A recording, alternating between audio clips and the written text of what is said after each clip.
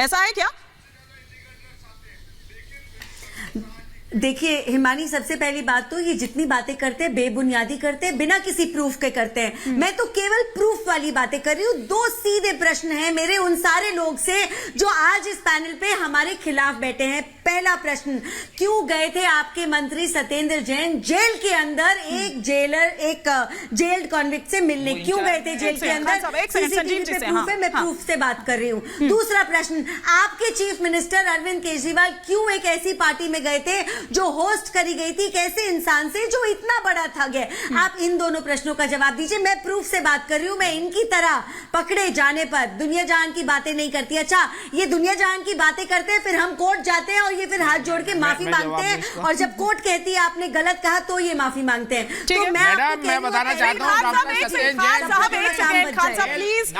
खान साहब, he has been visiting for several times, क्योंकि उनका काम है वहाँ पे वो खान साहब, मेरे पास बाकी पैनलिस्ट भी हैं। खान साहब, पहली बार नहीं जा रहे हैं, खान साहब नहीं जा रहे हैं। खान साहब, आप स्टूडियो में ही बैठे हैं, तो ऐसा नहीं है कि आपको मेरी आवाज नहीं आ रही है। ऐसा नहीं है कि आपको मेरी आवाज नहीं आ रही है। एक सेकंड सर, सभी है, सभी को बोलने के लिए बुलाएं। हाँ, मनी ट्रेल झुटलाएंगे आप? हाँ, संजीव कौशिक जी, आपके पास खान साहब एक सेकंड, खान साहब एक सेकंड, खान साहब मैं रुक करूंगी आपका।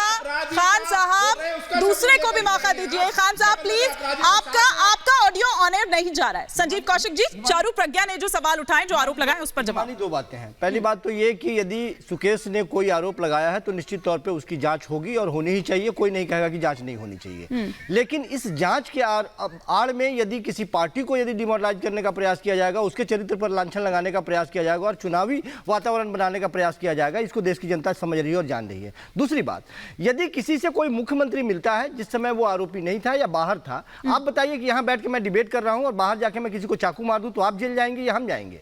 उसके लिए कौन जिम्मेवार होगा?